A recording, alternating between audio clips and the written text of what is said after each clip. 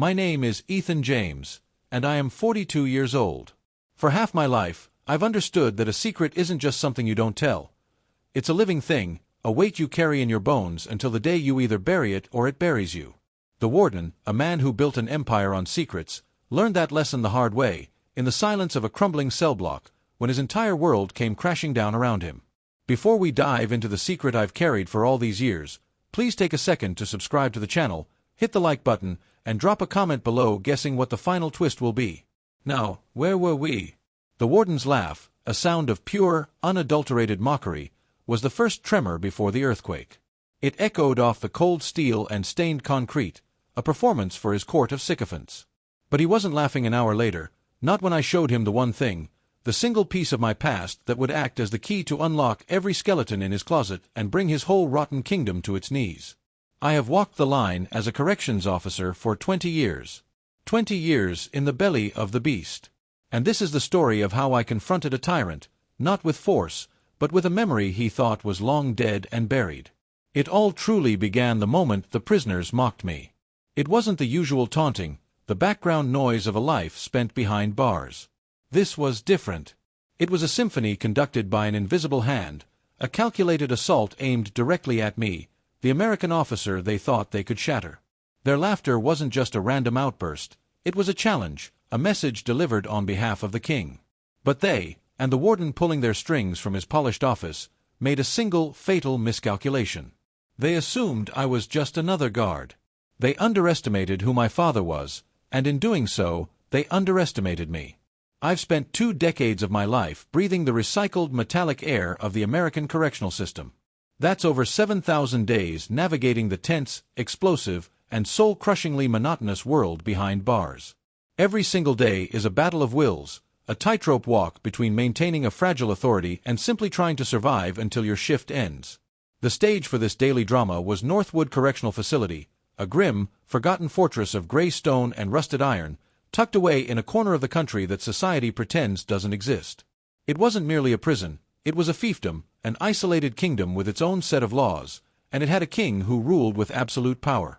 His name was Warden Caldwell. To the outside world, he was a superstar in the field of corrections. When the politicians or the press came calling, he was impossibly charming, well-spoken, and perpetually dressed in a perfectly tailored suit. He had a smile that could disarm a bomb and a vocabulary filled with words like rehabilitation, reform, and second chances. He was the very model of modern, compassionate leadership. But the moment the gates of Northwood clanged shut behind a visitor, that mask would disintegrate. Inside the walls of his kingdom, Caldwell ruled not with compassion, but with an iron fist, and the only thing truly polished about him was that practiced, predatory smile. At Northwood, corruption wasn't a dirty secret whispered in corners. It was the system. It was the air we breathed, the foundation upon which the entire facility was built. Caldwell had constructed an empire on misery and neglect. It started with the financial schemes, a labyrinth of deceit so vast it was almost impressive. Money allocated for essential maintenance, for inmate education programs, for desperately needed medical supplies, it would all just vanish.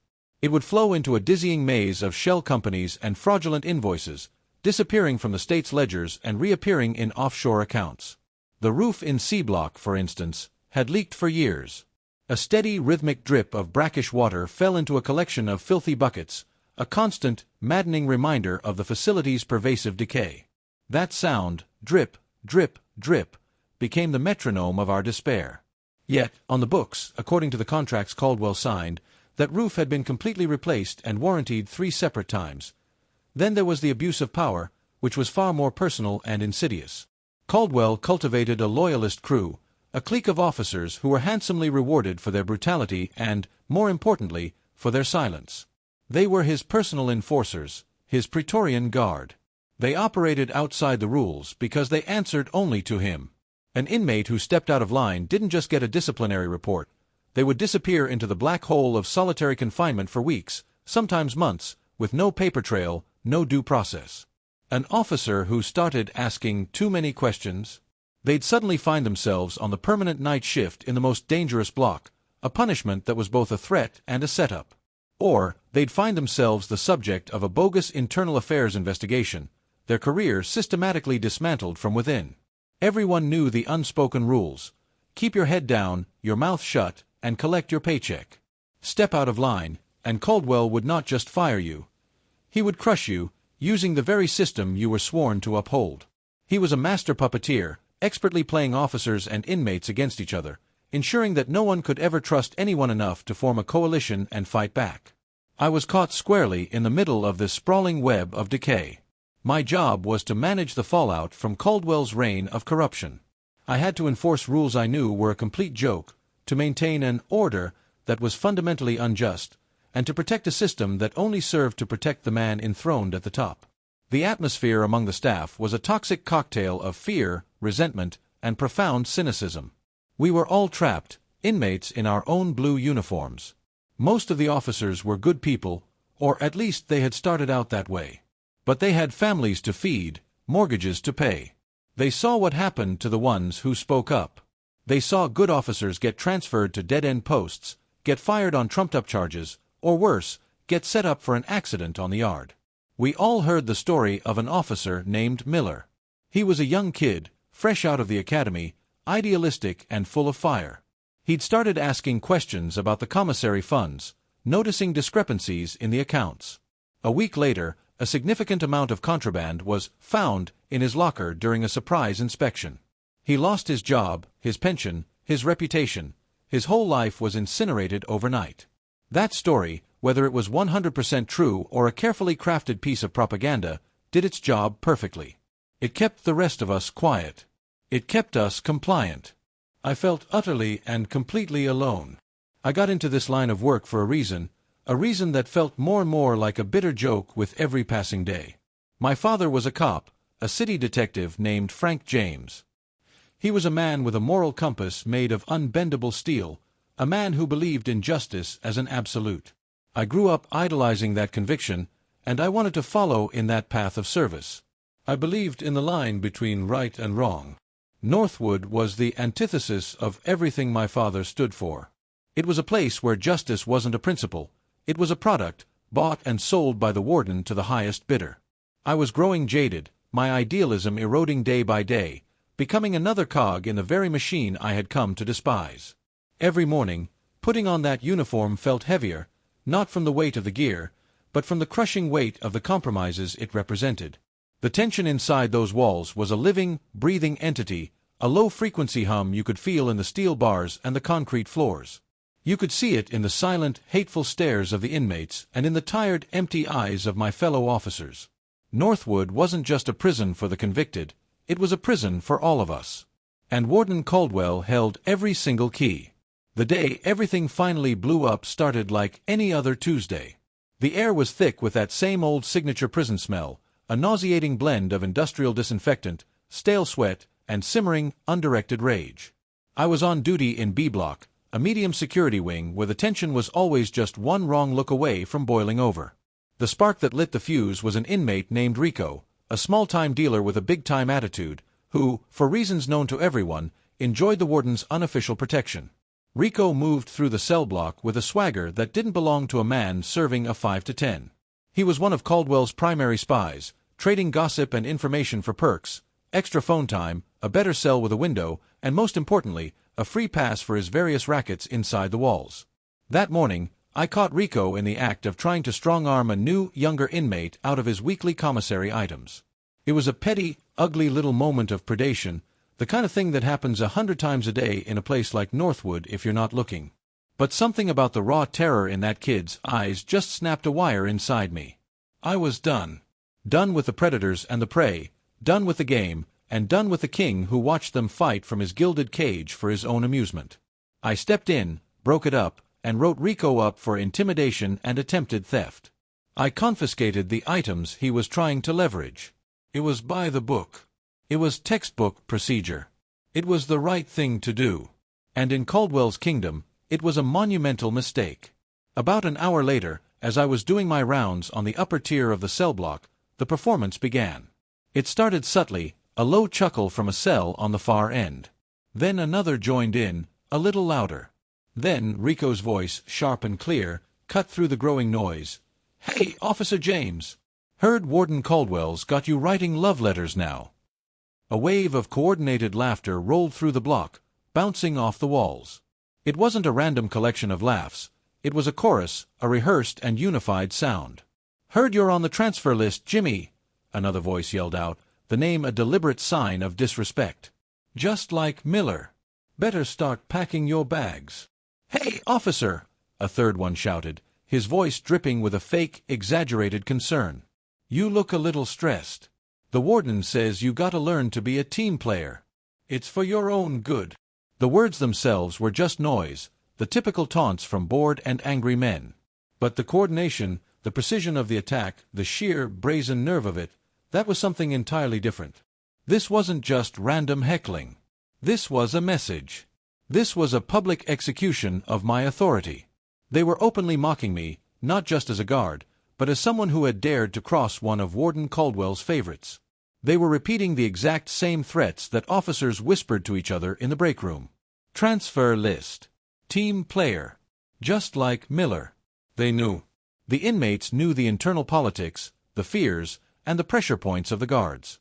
Caldwell had made sure of it. I stopped dead in my tracks, right in the middle of the catwalk. Every ounce of my training, every professional instinct I had, screamed at me to lock down the entire block, to drag the ringleaders out of their cells and make an example of them. That's what a guard is supposed to do. You cannot, under any circumstances, show weakness. But as I stood there, frozen, with their jeers and their orchestrated laughter washing over me in waves, something else settled deep in my gut. It wasn't anger. It was a sudden, chilling, and profound clarity. And that's when it hit me with the force of a physical blow.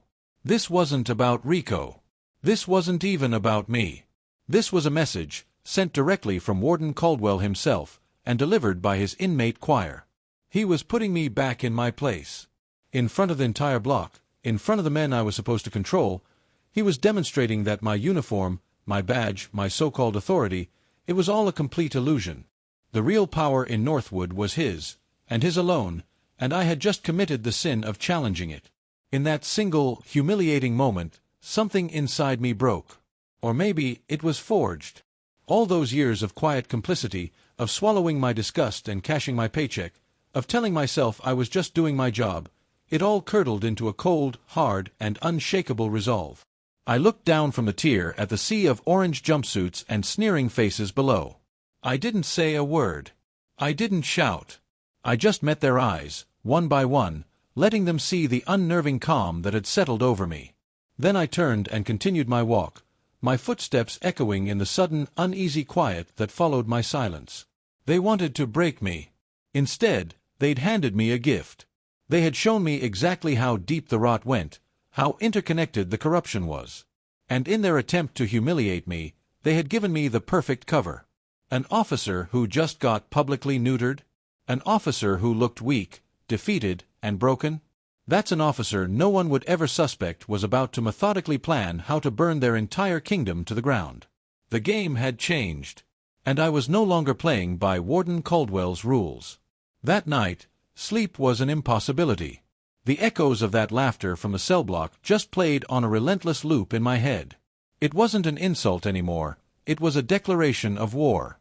Lying there in the dark, staring at the cracks in my bedroom ceiling, I made a choice. I wasn't going to quit. I wasn't going to request a transfer. And I sure as hell wasn't going to end up like Miller, a ghost story used to scare new recruits. I was going to fight. But you don't win a war against a man like Caldwell with fists or disciplinary write-ups. This had to be a different kind of war, a quiet one, fought in the shadows where information was the only weapon that mattered. I was going to run my own secret, internal investigation, right under the nose of the dragon. The risk was astronomical. If Caldwell or his cronies found out, my career would be the least of my concerns. In a place like Northwood, whistleblowers don't just get fired, they get framed, they get discredited, or they have accidents.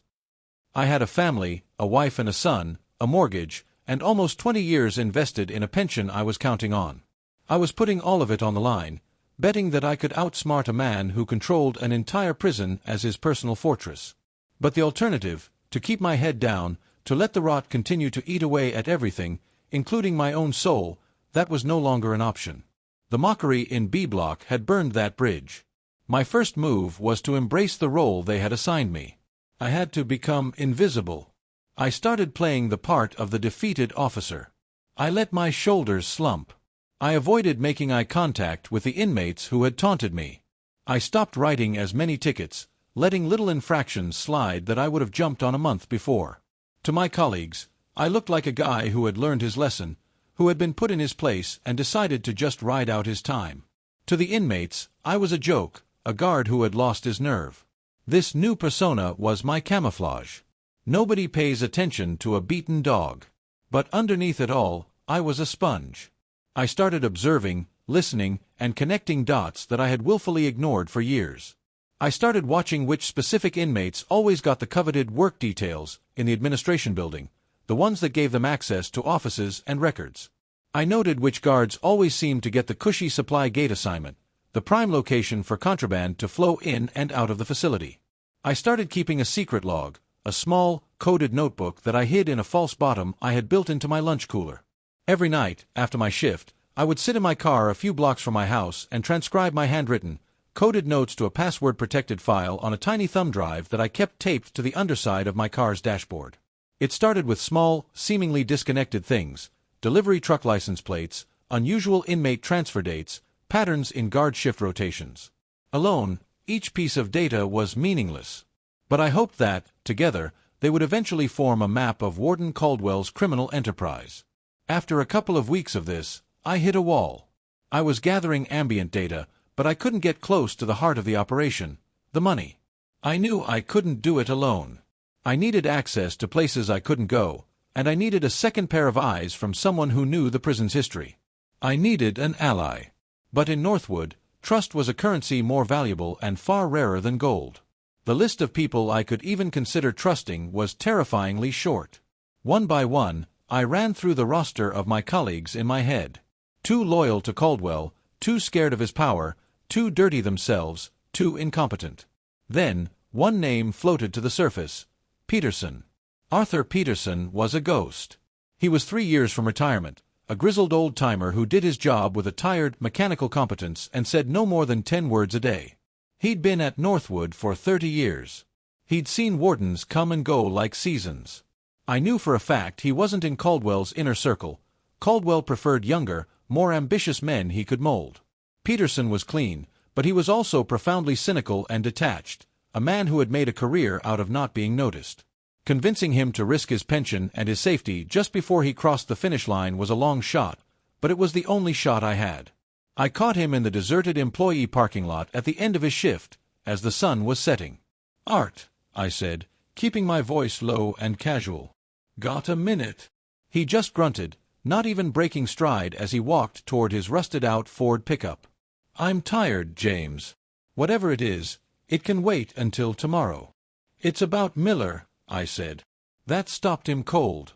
He didn't turn around, but I saw his shoulders stiffen almost imperceptibly. "What about him?" he asked, his back still to me. "You and I both know that contraband was planted in his locker. You and I both know who was behind it." He finally turned to face me, his expression carved from stone, his eyes weary. "You're playing with fire, son," he said, his voice a low, gravelly rumble. "You saw what happened to you in B Block the other day. They put you in your place. Take the hint. Keep your head down, do your last 3 years, and get out of here with your pension. Nothing in this place is worth your life. So we just let him get away with it." I pressed, stepping closer. "The money, the drugs, the abuse, all of it?" "There is no we," Peterson shot back, his voice sharp with warning. "There's you, and there's me. And I'm staying out of it. I strongly suggest you do the same." He turned to leave again. My heart sank. This was it. My one chance was walking away. "The maintenance contracts," I said, my voice rising with a note of desperation.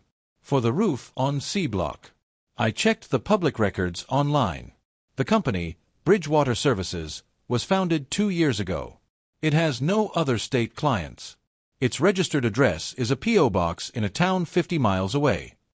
Peterson paused, his hand resting on the handle of his truck door. I quickly pulled out my phone and showed him a picture I'd taken of the business registration on my computer screen at home. "I know it's not much," I said, my voice barely a whisper. "But it's a thread. It's real." He just stared at the screen for a long time. I could practically see the gears turning behind his tired eyes, the old, dormant instincts of a good officer battling against years of carefully learned cynicism and self-preservation. Finally, he let out a long, slow breath that seemed to carry the weight of decades. "You're an idiot, James," he said, but the bite was gone from his voice. "A damn fool." He glanced nervously around the empty parking lot, then looked back at me. "Tomorrow. After shift. My truck. And if you ever speak to me about this on prison grounds again, I'll deny I even know your name." It wasn't a yes, but it was as close as I was going to get. The next day, sitting in the cramped, cluttered cab of his pickup, the air thick with the smell of old coffee and stale cigarette smoke, we started to lay the groundwork. With his 30 years of institutional knowledge, Peterson began to connect the disparate threads I had collected. The shell companies weren't just names to him. He knew the guards who likely facilitated their fraudulent work. We decided our first major move had to be to follow the money. Abuse and intimidation are hard to prove, but numbers, as they say, don't lie. Our target, the prison's central accounting office. The problem was getting in. It was located deep within the administration building, a section of the prison we weren't cleared to access without a direct order. But Peterson, in his quiet way, had a solution. He had a master key, a physical skeleton key from a previous warden's administration, a relic that Caldwell, in his tech-focused arrogance, didn't even know existed. We just needed a diversion. A big one, big enough to draw every ranking officer on duty away from the admin building. We planned it for a Friday afternoon, the most chaotic time of the week. Peterson, using a payphone at a gas station 10 miles from the prison, made an anonymous tip to a hot-headed gang leader on the inside that a rival was planning to jump him in the mess hall during the dinner service. It was a complete lie, but in the powder keg of Northwood, it was a believable one. Right on cue, chaos erupted. A full-scale riot broke out during dinner. Alarms blared across the facility. Officers scrambled, a frantic rush of blue uniforms toward the mess hall. And while the prison's entire security apparatus was focused on containing the riot, Peterson and I slipped unnoticed into the eerily quiet administration building. My heart was pounding so hard against my ribs I was sure he could hear it. His hand, however, was rock steady as he slid the old, tarnished brass key into the accounting office lock. It turned with a soft, satisfying click. "You have 5 minutes," he whispered, standing watch in the hallway. "Go." Inside, the office was pristine, a stark contrast to the rest of the facility. I went straight for the filing cabinet marked External Contracts. My hands were shaking uncontrollably as I pulled out the thick folders, frantically taking pictures of invoices, payment authorizations, and bank transfer records with my phone. Bridgewater Services. Apex Janitorial. Summit Provisions. There were dozens of them, all with the same P.O. box address, all for services never rendered or grossly inflated, and all bearing the crisp, confident signature of Warden Caldwell. 5 minutes felt like 5 seconds. "Time's up," Peterson hissed from the doorway. I shoved the files back into the drawer, closed the cabinet, and slipped out. As we walked away, blending back into the chaos, my phone felt like it weighed 100 pounds, heavy with the first real, tangible proof of the warden's crimes. That weekend, Peterson and I met in a dingy, out-of-the-way diner 30 miles from the prison. Huddled in a worn vinyl booth in the back corner, we hunched over my laptop, scrolling through the photos I had taken. It was staggering. We weren't just looking at a few padded contracts. We were looking at a complete ghost payroll for half the prison's essential services. There were invoices for a complete rewiring of the prison library, a project that never happened. There were massive payments to a pest control company for a facility that was still crawling with rats and roaches. There were insane contracts for fresh food supplies that were a fraction of what was actually delivered to the inmates, explaining the constant low-quality meals. It was millions of dollars, all being siphoned through a network of shell companies that all led back to that one P.O. box. And there, on every single payment authorization, was Warden Caldwell's neat, confident signature. "He's not just corrupt," Peterson muttered, shaking his head in disbelief as he stared at the screen. "He's arrogant. He doesn't think he can ever be caught." But the real breakthrough, the moment that changed everything, came from a place neither of us could have possibly anticipated. One of the shell companies, the infamous Bridgewater Services, had a secondary partner listed on its original articles of incorporation. The name was Arthur Vance. It meant nothing to me. But when I said the name out loud, Peterson froze, his coffee cup halfway to his lips. "Vance," he whispered, his voice suddenly strained. "Arthur Vance? I haven't heard that name in 30 years. He was a guard here, way back when I first started. A real piece of work. Got kicked out for shaking down inmates' families on the outside, but nothing ever stuck to him. He was connected. He just vanished." On a hunch, a strange feeling prickling the back of my neck, I ran the name Arthur Vance through a deep web search engine I had bookmarked, one that scrapes old public records and news archives. And that's when the floor dropped out from under me, and the entire world tilted on its axis. Arthur Vance wasn't just some disgraced ex-guard. He was a man from my own past, a ghost from my family's history. 25 years ago, my father, the honest cop I looked up to, the man who was the very reason I got into law enforcement, had his life and his career utterly destroyed. He was a rising star, a detective investigating a high-level racketeering case that involved dirty cops and city officials. He got too close to the truth, and suddenly, a bogus internal affairs investigation was launched against him. Evidence was fabricated out of thin air. Witnesses changed their stories overnight. He was accused of corruption, the very thing he was fighting with every fiber of his being. He was eventually cleared of all charges, but his career was over, his spirit was broken. The department he loved had turned on him. He died of a massive heart attack 2 years later, a broken man. The lead enforcer for that crime ring my father was investigating, the man who was rumored to have orchestrated the entire frame-up, was Arthur Vance. And now, here he was, listed as a business partner with my warden. This wasn't about prison reform or abstract justice anymore. This was profoundly personal. Warden Caldwell wasn't just a corrupt bureaucrat. He was a partner, a collaborator with the very man who had destroyed my father and my family. A surge of ice-cold fury, pure and clean, went through me. The stakes of this shadow war had just been raised higher than I ever could have imagined. As if he could read my mind or sense the shift in the universe, Caldwell started tightening the screws back at Northwood. He couldn't have known about us, not specifically, but his paranoia was kicking into high gear.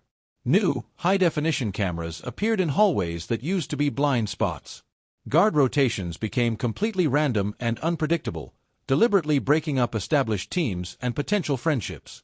And Caldwell's favorite enforcer, a brutish, sadistic sergeant named Evans, started shadowing officers he didn't trust. That list now included me. One afternoon, without warning, Caldwell called me into his office. The place was immaculate, a shrine to himself. The walls were covered with framed awards and glossy photos of him smiling alongside smiling politicians. He motioned for me to sit down, his face a perfect mask of fatherly concern. "Ethan," he began, steepling his fingers on his enormous polished oak desk, "I was concerned to hear about the unfortunate incident in B Block. I want you to know that such disrespect for my officers will not be tolerated." It was a test. He was probing, looking for a reaction, trying to see if I was still broken or if I was defiant. I kept my face blank, playing the part of the chastened employee. "Thank you, Warden. I appreciate you looking out for me." "Good," he said, leaning back in his leather chair, a slow smile spreading across his face. "Because we value loyalty here at Northwood. Loyalty is the grease that keeps the wheels of this institution turning. As long as you remember you're a team player, Ethan, you'll have a long and prosperous career here. I take care of my people." The threat was as clear as if he'd screamed it. "Get back in line, or I'll take care of you, too." The near miss, the moment my heart almost stopped for good, came a week later. I had consolidated everything onto a single, encrypted USB drive. My new hiding spot was a hollowed-out book, The Count of Monte Cristo, ironically, tucked away in the prison library's dusty, forgotten history section. I was there to retrieve it, planning to make a second backup, when Sergeant Evans walked in with 2 of his goons for a surprise inspection. My blood ran cold. The drive was in the palm of my hand. Evans started tossing shelves, his men roughly patting down the few inmates who were reading. He was looking for something specific. He was looking for me. Thinking faster than I ever have in my life, I walked over to a nearby trash can, pulled out the half-eaten apple from my lunch bag, and jammed the tiny USB drive deep into the core, plugging the hole with a piece of the fruit. As Evans and his thugs strode toward me, I took a loud, deliberate bite out of the apple, chewing with a nonchalance I did not feel. "Something I can help you with, Sergeant?" I asked, my voice miraculously steady, even as my heart hammered against my ribs like a trapped bird. He stared at me, his small, pig-like eyes narrowed with suspicion. "Just keeping things secure, James. Warden's orders." He nodded at the apple in my hand. "Enjoying your snack?" "It's one of the few perks of the job," I said, forcing a faint, dismissive smile. He held my gaze for what felt like an eternity, searching my face for any sign of fear or deceit. Then, with a dissatisfied grunt, he and his crew moved on. They swept the rest of the library, found nothing, and left. I stood there for a full minute, my legs shaking so badly I had to lean against a bookshelf. The apple in my hand felt like a live grenade. I had dodged a bullet, but I knew, with absolute certainty, that the next one might not miss. We were running out of time. The evidence we had was explosive, but it was all illegally obtained. Caldwell was too powerful, too connected. If we went to the authorities, he'd bury us in legal motions and have the case thrown out. Then he'd come for us. We had to force his hand. We had to make him expose himself in a way that he couldn't deny or escape. The evidence was a ticking bomb in my pocket. We had it all: the financial records proving millions in fraud, Peterson's testimony linking Caldwell to the shadowy figure of Arthur Vance, and now, through more digging, proof of manipulated inmate records, sentences for well-connected prisoners being shortened for a price paid on the outside. We had his entire criminal empire documented on that single, tiny USB drive. But as strong as the case was, it was poisoned fruit. If we brought this to the state authorities, any competent lawyer would have the evidence thrown out due to illegal search and seizure. Peterson and I would be the ones facing charges for breaking and entering and illegal surveillance. Caldwell knew this. It was his greatest protection, the armor his arrogance was built upon. I realized then that I couldn't beat Caldwell by playing the long game of law and order. He owned that board. I had to flip the whole table over. The initial goal wasn't to get him convicted in a court of law. That could come later. The goal was to shatter his power base, to expose him so publicly and so humiliatingly that his political allies would run for the hills and the system, to save itself from scandal, would be forced to eat him alive. I just needed a stage, and I needed an audience he couldn't control. My chance came in the form of a memo circulated to all senior staff.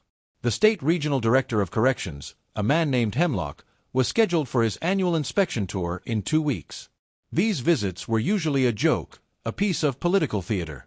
Caldwell would have the main hallways polished to a mirror shine, put on a fancy lunch for the director, and hand over a stack of glowing, falsified reports. The director would smile for the cameras, shake Caldwell's hand, and file a positive review that kept the state funding flowing. But not this year. Peterson and I drew up the plan. It was risky as hell, a one-shot-only gamble. 2 days before the director's scheduled visit, Peterson drove to a neighboring county and used a burner phone to call Director Hemlock's main office. Posing as a concerned family member of an inmate, he lodged a formal complaint about severe, untreated leaks and visible black mold in C Block, citing specific cell numbers. It was a precise, verifiable health and safety complaint, exactly the kind of bureaucratic liability a man like Hemlock couldn't afford to ignore without putting his own neck on the line. Just as we had hoped, the director's office confirmed that they would add a personal inspection of C Block to the director's itinerary. The trap was set. The day of the visit, the air in Northwood was electric with a false sense of calm. Caldwell was in his element, oozing charm and professionalism as he led Director Hemlock, a stiff, humorless suit, through the gleaming, sanitized corridors of A Block. I had made sure I was assigned to duty in C Block that morning, and I stood my post right by the crumbling, water-stained wall where the 3 fake roof repairs were supposed to have happened. The smell of mildew and decay was so thick you could almost taste it, a stark repudiation of the official reports Caldwell was carrying. When Caldwell and his entourage finally arrived in C Block, his practiced smile twitched at the corners. The damp, oppressive gloom and the audible drip, drip, drip, from the ceiling was a stark contrast to the Potemkin village tour he had so carefully planned. "As you can see, Director," Caldwell started, already trying to spin the disaster, We are in the process of renovating our older facilities to bring them up to modern standards. I received a formal complaint about this specific block, Warden. Director Hemlock cut him off, his eyes fixed on a long, dark streak of water running down the wall. About persistent leaks and mold. That was my cue. I stepped forward, my posture deferential but my voice clear and steady. Excuse me, Warden, Director. Officer James. All eyes turned to me. Caldwell shot me a look of pure venom, a look that could kill, but he was trapped. He couldn't shut me down or discipline me in front of his boss. I was just looking over the maintenance logs for this block this morning, sir, I said, addressing the director but looking at Caldwell. And I found something a little confusing. It says here we paid a company called Bridgewater Services for a full roof replacement and sealant just last month. But as you can see, the leaks are worse than ever. I was just wondering if you could clarify that discrepancy for me, Warden. A low murmur went through the other officers present. Caldwell's face tightened, his knuckles white as he gripped his clipboard. Officer, this is neither the time nor the place for clerical questions, he hissed through a clenched jaw. Perhaps, I agreed politely. But the same kind of filing error seems to have happened with Apex Janitorial, who were paid for a deep sanitation that clearly never happened. And with Summit Provisions, who billed us for fresh produce that none of us have seen in months. I wasn't accusing him. I was just a simple officer, asking simple questions, pulling on the threads, one by one, right in front of his superior. I could practically feel the waves of panic starting to roll off him. Then, I delivered the final, personal blow. But the one that really interested me was Bridgewater Services, Warden, I said, locking my eyes directly onto his. Especially when I found out that its primary partner, the man who signed the incorporation papers, is a man named Arthur Vance. The name just hung there in the damp, heavy air. It meant nothing to Director Hemlock or the other men in suits, but to Caldwell, it was a ghost rising from a shallow grave. His face went completely white. All the blood drained from it, leaving a waxy, slack-jawed mask of pure shock. I let the silence stretch out, letting his terror build. Then I dropped my voice a little, making it more personal, a story just for him. I know you're familiar with Mr. Vance. He's the same man my father, Detective Frank James, was investigating for racketeering and police corruption 25 years ago.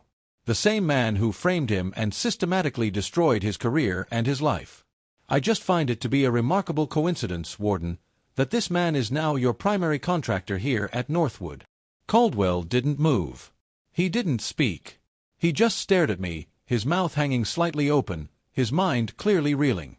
The arrogance, the mockery, the unassailable power, it all evaporated in an instant. All that was left was the raw, primal terror of a man watching his entire world shatter before his eyes.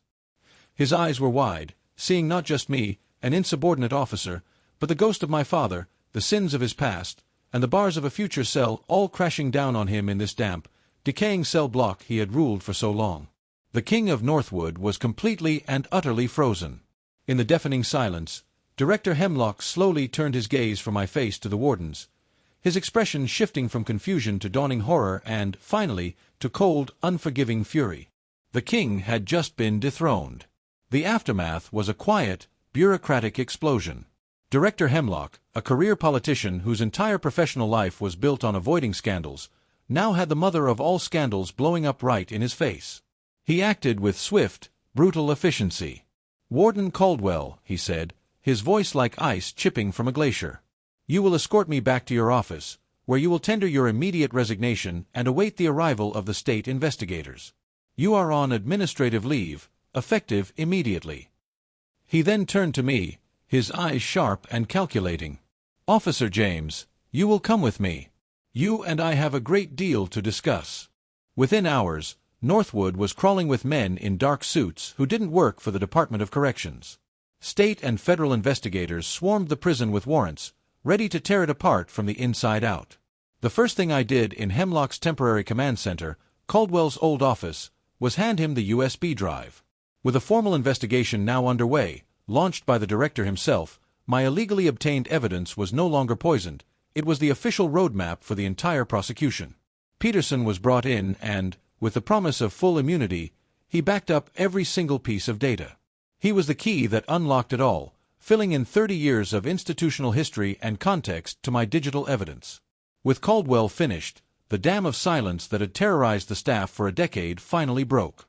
Other officers, seeing that the king was truly dead, started talking. They talked about the abuse, the flow of contraband, the kickbacks, the culture of fear. They lined up to give statements. Arrests followed quickly. Caldwell was taken from his lavish home in handcuffs, his face on the evening news a perfect mask of stunned disbelief. Sergeant Evans and 3 other guards from his inner circle were arrested on prison grounds later that week. The inmates watched it all go down with a mixture of shock, confusion, and awe.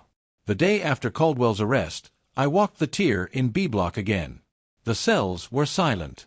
The usual jeers and catcalls were gone, replaced by quiet, sidelong glances of grudging respect, and maybe, just maybe, a little bit of fear. The mockery had stopped. For the first time in years, it felt like the rules, the real rules, might actually matter again. The empire hadn't crumbled with a loud bang, but with the quiet, relentless turning of a key in a lock. In the months that followed, a new warden was appointed, a reformer from outside the system, a woman given the impossible job of trying to clean up decades of institutional rot. Change was painfully slow, and the prison was still a hard, unforgiving place. But the top-down corruption that had poisoned its very soul was gone. The ghost payroll stopped, the correct medical supplies started showing up, and the warden's private goon squad was either fired or facing federal charges. A fragile, imperfect kind of justice had been restored. I stayed. I testified before a grand jury, laying out every detail of the investigation, every thread I had pulled. The case against Caldwell and his crew was airtight. He was convicted on multiple counts of fraud, racketeering, and obstruction of justice. But I never felt the surge of triumph I thought I would. The revenge I so desperately wanted for my father felt hollow. Exposing Caldwell didn't bring my dad back. It didn't erase the years of pain and shame he endured. The victory was a cold and quiet comfort. Now I have to tell you the final part of the secret. I told you that Peterson was a ghost, a cynical old-timer I had to convince. That wasn't the whole truth. When I first approached him, he was reluctant, just as I said. But when I showed him the name Arthur Vance on my phone in that parking lot, something else happened. His stony expression didn't just show recognition, it showed guilt. Arthur Peterson had been my father's partner back in the day. He was the other detective on that racketeering case. When the heat came down, when Internal Affairs started fabricating evidence, my father fought back and was destroyed. Peterson, terrified for his own family, took a deal. He would resign as a detective, keep his mouth shut, and take a dead-end job as a corrections officer at Northwood, where he could live out his days in self-imposed exile. For 25 years, he lived with the guilt of his silence. When I, his old partner's son, showed up with the same name that had ruined both their lives, he didn't see a risk. He saw a chance, after all this time, for redemption. Our partnership wasn't a coincidence, it was destiny. That journey changed me. I stared into the abyss of Northwood and used its own dark methods to fight back. I lied, I manipulated, I set people up to get the justice I sought. I had won, but I carry the scars of that battle. The walls of Northwood will always hold secrets, but for once, the truth had a voice. And sometimes, in a world like this, that has to be enough. Justice is never as clean as we want it to be. If this story left you speechless, smash that like button right now. Tell me in the comments, was justice served, or did I go too far? And don't forget to subscribe, you won't want to miss next week's chilling confession.